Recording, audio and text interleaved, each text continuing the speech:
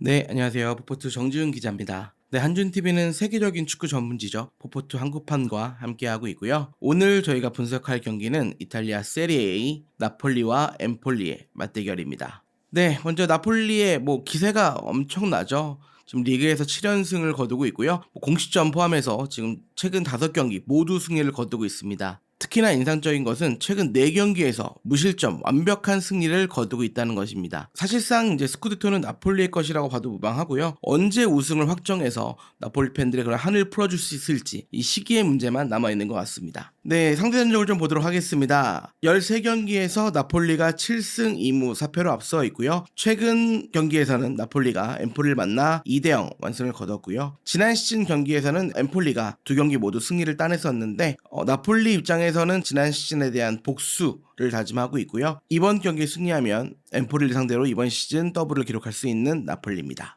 나폴리의 선발 명단을 보도록 하겠습니다. 큰 변화는 없고요. 4-3-3 포메이션을 활용하고 있고 부분적인 변화만 있을 뿐 큰 틀에 있어서는 큰 변화는 없습니다. 김민재 선수는 영혼의 파트너 라흐마니와 함께 센터백을 구축하고 있고요. 좌우 풀백에는 마리오 후이, 디 로렌초가 선발로 나섰습니다. 3명의 미드필더는 앙기사, 로보트카, 지엘린스키가 담당을 하고 있고요. 3명의 공격수 워낙 파괴력이 높은 공격진인데 흐비차, 오시멘, 로사노가 3명이 공격진을 구성하고 있습니다. 특히 오시멘의 공격력이 정말 무서운데요. 최근 연속 득점을 기록하고 있는 만큼 이번 경기를 통해서 연속 득점 행진을 늘린다는 계획입니다. 네, 전반 5분입니다. 초반부터 나폴리가 강하게 압박을 시도를 했고요. 라인을 상당히 끌어올려서 이게 센터백인 김민재가 있기 때문에 가능하다는 평가가 있는데 라인을 상당히 올려서 적극적으로 압박을 시도하고 빠른 공격을 전개하는 장면 전반 5분부터 나왔습니다. 나폴리의 인상적인 공격 전개 장면인데요. 앙귀사 선수가 측면에서 패스를 연결하고 디 로렌조 선수가 그거를 세도하는 오시멘을 향해서 침투 패스를 넣어줬습니다. 오시멘 선수가 워낙 빠르다 보니까 지금 장면을 보시면 수비수보다 한 두 발짝 정도 뒤에 있거든요. 근데도 공을 잡아서 바로 시도하는, 만약 수비수에 정말 굿태클이 없었다면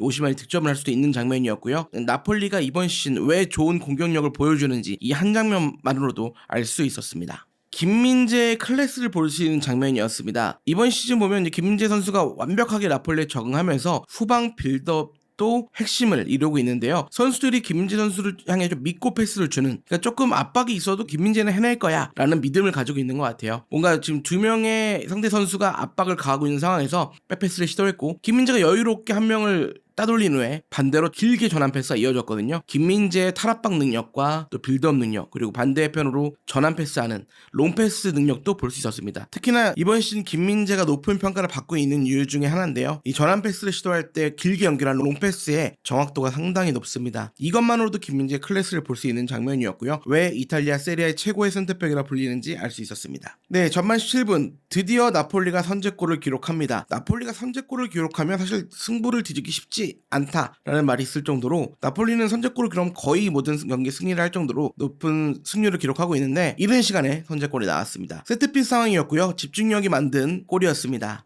세트피스 상황에서 문전에서 공이 흘러나왔고 흐비차가 반대편을 보고 패스를 연결합니다. 로빙스루 패스를 연결했고 이후 빠르게 침투해서 논스톱 패스를 연결했고 오시멘이 세도를 했는데요. 그 전에 엠폴리 수비수의 발을 맞고 자책골로 연결이 됐습니다. 오시멘이 만약 연결했다면 오프사이드는 좀 봐야 될 것 같은데 어쨌든 그 전에 엠폴리의 자책골이 이어졌고 어떻게 보면은 나폴리의 집중 능력, 그 다음에 좋은 전환 패스로 인해서 선제골이 나왔습니다. 전반 장면입니다. 나폴리를 분석하다 보면 이게 공격수가 아닌 수비수를 분석을 많이 하게 돼요. 바로 김민재죠. 그래서 제목을 오늘도 김민재 하이라이트 완벽 수비 이렇게 지었는데요. 두 장면 다 다른 장면입니다. 일단은 우측면에서 세도를 한 상대 선수가 낮고 빠른 크로스를 시도하는데 김민재 선수 위치 보이죠. 정확한 위치 선정을 통해서 안전하게 걷어낸 장면이고요. 두 번째 장면을 보면은 이번에도 우측면에서 패스가 연결이 됐고요. 엠폴리 공격수가 세도하는 장면, 김민재가 그걸 눈치를 바로 챘고요. 조금 뒤에서 출발했지만 워낙 스피드가 빠르기 때문에 공격수보다 한 발 앞서서 몸싸움을 걸었고 결국에는 나폴리의 볼로 만드는 장면입니다. 그냥 단순한 두 장면 같지만 이 김민재가 아니라면 이렇게 쉽게 할 수 없다. 물론 많은 좋은 센터백들이 이런 장면들을 만들지만 김민재는 너무나도 편안하고 쉽게 이런 하이라이트 장면을 만든다는 점이 높게 평가를 받고 있는 이유이기도 합니다. 이번에는 김민재의 세트피스에서 공격력을 보여줬던 장면입니다. 전반 27분이고요. 세트피스에서 반대로 연결되는 패스를 김민재가 정확한 위치 선정과 돌아뛰는 움직임을 통해 공간을 만들었고 곧바로 논스톱으로 패스를 연결했지만 수비 맞고 벗어나게 됩니다. 코너킥으로 바로 이어지게 되는데 이 장면을 왜 주목했냐면 이 다음 장면에서 바로 득점이 나오기 때문입니다. 네, 김민재가 만든 코너킥 전반 28분 흐비차와 오시멘의 합작골 이렇게 지어봤습니다. 김민재가 그 이전 장면에서 코너킥을 만들었고요. 빠르게 연결을 하게 됩니다. 이때 측면에서 흐비차를 향해 패스를 연결을 했고요. 흐비차가 과감한 슈팅, 어떻게 보면 딱 이미 공을 받는 장면에서부터 나는 슈팅을 하겠다라는 의지를 가지고 있었고 골문을 향해 날카로운 슈팅을 선보입니다. 이때 골키퍼가 빠르게 반응해서 쳐냈지만 공이 흘러나왔고 오시멘이 정확한 위치 선정과 뛰어난 마무리 능력을 통해 논스톱 슈팅으로 골망을 흔들었습니다. 추가골이 한 전반 28분에 나왔기 때문에 나폴리 입장에서는 2대0의 완벽한 리드를 가져갈 수 있게 됐고요. 좀 더 경기를 쉽게 푸는 계기가 됐습니다. 이 과정에서 김민재가 코너킥을 만들었다는 점, 흐비차, 오시멘이 합작골을 만들었다는 점에서 높은 점수를 줄 수 있었고요. 오시멘 같은 경우에는 리그 득점 선두를 달리고 있는데 19호 골을 기록하면서 사실상 득점왕이 유력한 상황이 됐습니다. 연속골 기록까지 늘리면서 완벽한 경기력을 보여줬습니다. 국내 팬들 입장에선 이 장면이 가장 아쉬우셨을 것 같은데 새벽 늦게까지 보시면서 정말 소리 많이 지르셨을 것 같아요. 전반 34분이고요. 이번에도 코너킥에서 빛난 김민재의 높이와 위치 선정을 볼 수 있습니다. 코너킥 상황이었고 패스가 아주 적절하게 크로스가 올라왔습니다. 김민재 선수가 약간 중앙에 있다가 좀 돌아뛰는 움직임 통해서 공간을 만들었고 타점 높은 헤더, 높이, 그다음 위치 선정을 모두 볼 수 있었던 장면입니다. 김민재 선수가 높게 뛰어올라서 헤더를 시도했는데 아쉽게도 골대를 강타했고 골키퍼까지 맞고 나옵니다. 이 과정에서 이제 골 라인이 넘어갔는지 안 넘어갔는지 있었는데 넘어가지는 않았고요. 아쉽게 노골이 됐고 김민재 선수 입장에서는 이 골을 넣었다면은 또 리그에서 득점포를 또 가동할 수 있었는데 아쉽게 크로스바가 김민재를 가로막았습니다. 김민재 선수는 하이라이트가 공격수만큼 많이 나오는데요. 전반 42분 방금 전에는 공격 본능을 보였다면 이번에는 철벽 수비를 다시 한번 보여줬습니다. 공수 모두 완벽, 벽에 좀 집중을 했는데 이번 장면은 김민재의 뛰어난 수비력을 볼 수 있습니다. 상대 공격수가 침투를 하는 과정이었고요. 이때 좋은 패스를 연결하는 척을 하다가 바로 수비수 한 명을 따돌리고 슈팅까지 찬스를 이어갑니다. 이때 김민재 선수가 정확한 위치 선정을 했고요. 패스를 하는 척하는 이런 페인팅에 속지 않았습니다. 그래서 곧바로 위치 선정을 잘 했고 발을 쭉 뻗어서 상대의 슈팅 각도를 저지를 했고요. 결국 김민재의 몸을 맞고 벗어나게 됐습니다. 만약 김민재가 막지 않았다면 골문으로 충분히 향할 수 있는 슈팅 장면이었고요. 김민재의 위치 선정 그리고 영리한 축구 지능 모든 것들을 볼 수 있는 장면이었습니다. 네, 하프타임 잠깐 보시겠습니다. 2대0으로 나폴리가 앞서가게 됐고요. 완벽한 리드를 하게 됐고 슈팅은 8개 중에 3개 유효 슈팅, 점유율, 패스, 성공률, 코너킥 모든 면에서 나폴리가 앞서게 됐습니다. 김민재 선수는 전반을 뛰면서 1개의 블록, 그다음에 2개의 클리어링, 그다음에 1개의 헤더 클리어링 이렇게 기록을 했고요. 공중볼에서 2번 시도해서 모두 성공하면서 100%의 성공률을 자랑했습니다. 그리고 여기 기록에 나오진 않지만 이 아까운 헤더 장면, 이 크로스바를 강타한 장면이 너무나도 아쉬웠고요. 득점은 하지 못했지만 공수 모두에서 완벽한 나폴리의 벽다운 모습을 보여줬습니다. 후반 1분 보겠습니다. 김민재만 있나? 나도 있다. 김민재의 영혼의 단짝 라흐마니의 결정적인 블록인데요. 2대0으로 앞서고 있었지만 만약에 이 후반 초반에 만회골을 내줬다면 상당히 위험할 수 있는 장면이었는데요. 이때 측면에서 엠폴리 선수가 측면 돌파를 시도를 했고 정말 낮고 빠른 크로스, 정말 좋은 패스를 연결했는데요. 이때 라흐마니가 정확한 위치 선정과 슛블록을 통해서 상대의 공격을 저지했습니다. 과거 AC밀란전에서 김민재가 정말 엄청난 슛블록을 했잖아요. 그에 못지않게 라흐마니도 결정적인 블록을 해냈습니다. 근데 이후에는 좀 팽팽한 흐름이 이어졌고요. 엠폴리 입장에서는 2골을 먼저 홈에서 내줬기 때문에 만회골이 필요한 상황이었습니다. 그래서 후반 12분 만에 교체카드 2장을 사용했고요. 카푸트와 그라시를 투입하면서 변화를 가져갔습니다. 이후에는 조금 팽팽한 흐름이 이어졌고요. 나폴리는 오시멘과 흐비차를 통해서 공격 작업을 선택을 했고 또 후방에서는 김민재와 라흐마니가 안정적으로 수비를 지키면서 엠폴리의 공세를 좀 막아냈고요. 하지만 이후에 큰 변수가 생깁니다. 후반 22분이죠. 마리오 후이가 보복성, 사실 먼저 상대가 거칠게 압박을 했고요. 넘어지면서 발로 고의적인 가격을 했습니다. 결국 VAR 끝에 퇴장 판정이 받았고 이때부터 변수가 생긴 나폴리입니다. 아무래도 2대0으로 앞서고 있었지만 또 수비수 한 명이 빠졌을 때는 또 공백이 클 수가 있었거든요. 나폴리 입장에서는 빠르게 좀 변화를 주는 게 중요했고 엠폴리 입장에서 한 골 만회하기 위해서 공격을 강화하는 게 중요했습니다. 엠폴리는 후반 23분 스토야노비치를 투입하면서 약간 측면 공격을 강화를 했고요. 아무래도 마리오 후이가 레프트백인데 엠폴리 입장에서는 우측면을 강화하면서 상대가 헐거워진 그 지점을 공략하겠다라는 판단을 내렸고요. 나폴리 역시 곧바로 두 장의 교체 카드를 꺼내듭니다. 올리베라와 엘마스를 투입하면서 일단은 후이의 그런 변수, 후이의 공백을 최대한 메우는 데 집중을 했고요. 기동력이 높은 엘마스를 투입을 하면서 일단 중원을 상당히 강화를 했고, 일단 오시멘과 엘마스를 중심으로 공격 작업을 진행하는 나폴리입니다.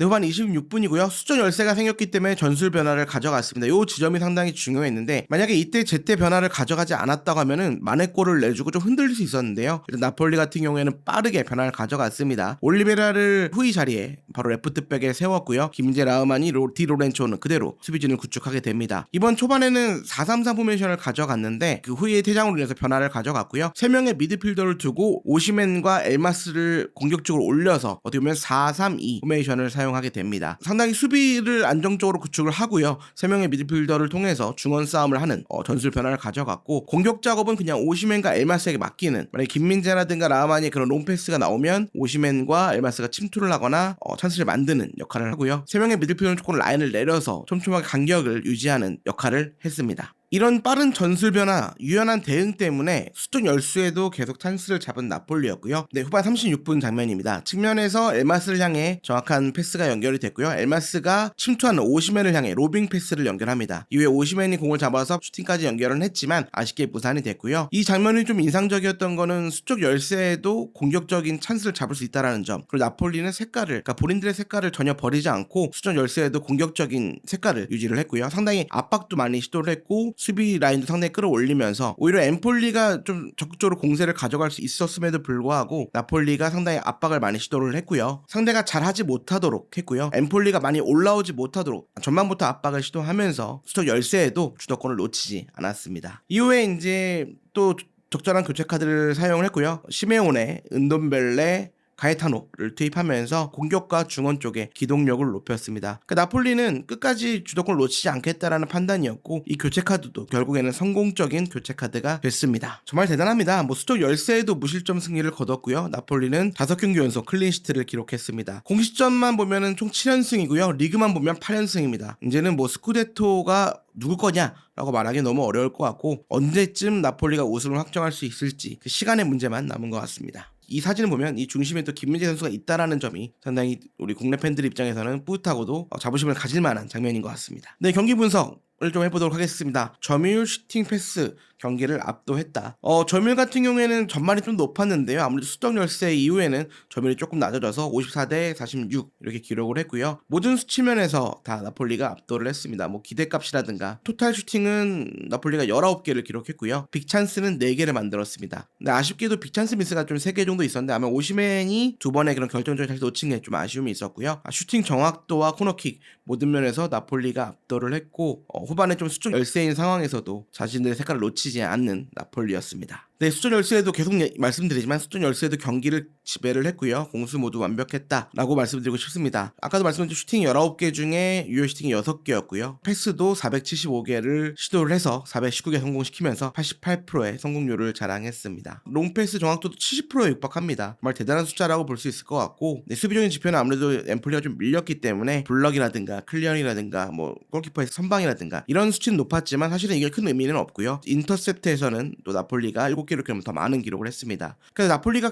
90분 내내 열세에 있음에도 경기를 지배를 하면서 끝까지 주도권을 놓치지 않았다라는 것이 이 기록만 봐도 알 수 있습니다. 네, 언성 히어로 나폴리의 벽 김민재 안 살펴볼 수가 없겠죠. 품목 평점은 7.5점이었고요. 아쉽게 골은 기록하지 못했습니다. 그 골대가 아니었으면 참 득점까지 기록할 수 있었는데 어쨌든 토탈 슈팅은 한 번에 그 슈팅이 있었고요. 패스 정확도는 92%입니다. 52개를 시도해서 48개를 성공시켰고요. 슈팅 정확도는 아까 말씀드렸던 그 한 점에 좀 아쉬움이 있었습니다. 총 59번의 터치를 가져갔고요. 롱패스 성공률이 무려 83%입니다. 6개를 시도해서 5개나 성공을 시켰고요. 슛블록 1개, 클리어링 2개, 헤더 클리어링 1개, 리커버리 2개, 그 다음에 공중전에서 2번 싸워서 2번 다 모두 승리를 했고요. 사실 이런 지상경합, 공중경합 요 기록에서 김민재는 꾸준하게 거의 100%에 육박하는 기록을 만들고 있습니다. 그러니까 싸웠다 하면 모두 승리를 한다라는 표현이 맞을 것 같은데, 곧 이제 이탈리아 평점에서도 이런 이해가 나옵니다. 항상 승리를 했다. 이런 말이 나오는데 그만큼 김민재가 나폴리의 수비에서 얼마나 중요한지 알 수 있었습니다. 네, 김민재 평점 한번 알아보도록 하겠습니다. 김민재 평점은 한 6점에서 6.5점, 7점 이렇게 많이 받았고요. 칼치오 나폴리 1926에서는 라마니에 대해서는 지능적인 수비와 집중이 좋았다라고 했고요. 김민재 아까도 말씀드렸던 요 멘트인데요. 경합 좋았고요. 항상 상대를 저지했다. 그러니까 상대와 붙었을 땐 지지 않았다라는 이야기를 합니다. 마리오 후이에 대해서 당연히 낮은 평점, 최하 평점이 나올 수밖에 없었고요. 정말 멍청했던 태자이라고 생각합니다. 이런 반칙은 조절해서 안 된다라는 평가가 내려졌고요. 칼치오 나폴리 24에서는 김민재를 향해서 득점이 나왔다면 완벽한 퍼포먼스에 대한 올바른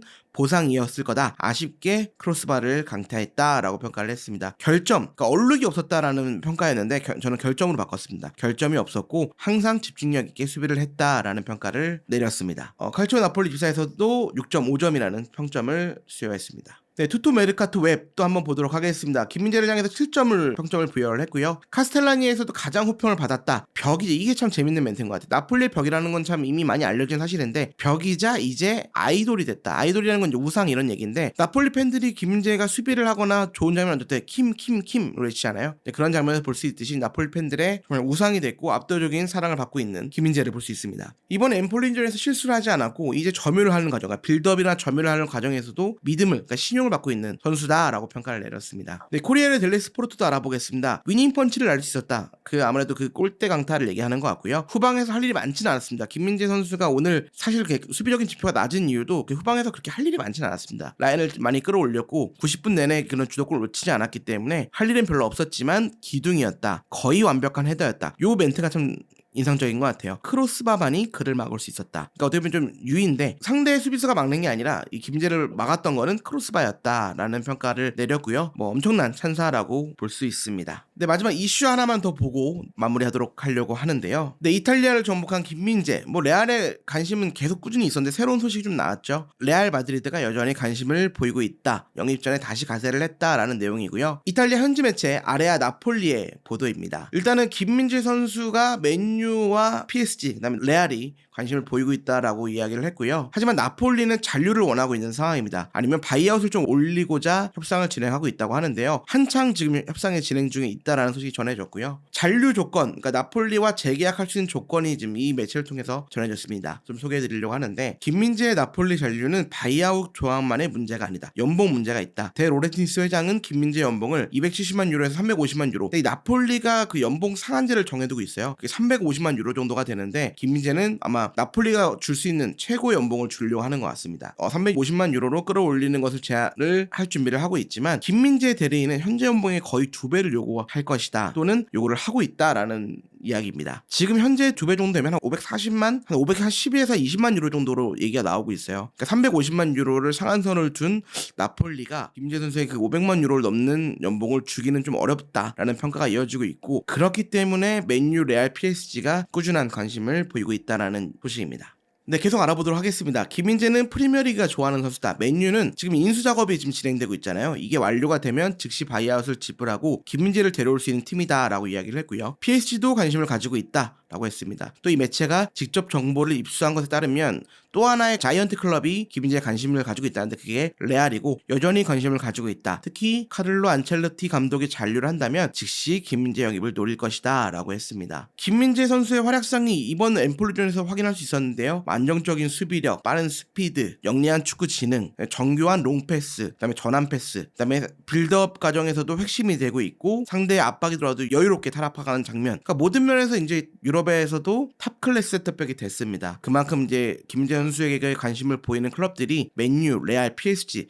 이름만 들어도 엄청난 클럽들이잖아요. 이 엄청난 클럽들이 영입을 원하고 있다라는 것만 봐도 김민재의 주가가 얼마만큼 올라가는지 알 수 있었고요. 엠폴리전 이 한 경기만 봐도 김민재가 왜 이렇게 많은 클럽들의 관심을 받고 있는지 알 수 있었습니다. 네, 나폴리가 엠폴리에 완승을 거둔 경기였고요. 5경기 연속 클린시트를 기록하면서 이제 스쿠데토는 나폴리가 가져가는 것이 거의 99% 확정이 된 것 같습니다. 나폴리 팬들은 언제쯤 우승이 확정이 될지 그 경기를 언제쯤 볼 수 있을지에 많은 관심이 집중이 되고 있고 국내 팬들도 김민재가 이탈리아 세레를 정복하고 한국인 최초로 아마 스쿠데토를 따내는 장면을 보기를 기대하고 있을 것 같습니다. 네, 한준TV는 포포투 한국판과 함께하고 있고요. 오늘은 김민재 선수가 풀타임 활약한 나폴리와 엠폴리전을 분석해봤습니다. 앞으로도 한준TV에서는요 포포트 한국판 기자들과 여러 축구 소식을 가지고 분석도 해보고 새로운 소식이 있으면 또 현장 이야기도 전해드릴 예정이니까요 많은 관심 부탁드리겠습니다. 네, 인사드리겠습니다. 포포트 정지훈 기자였습니다. 감사합니다.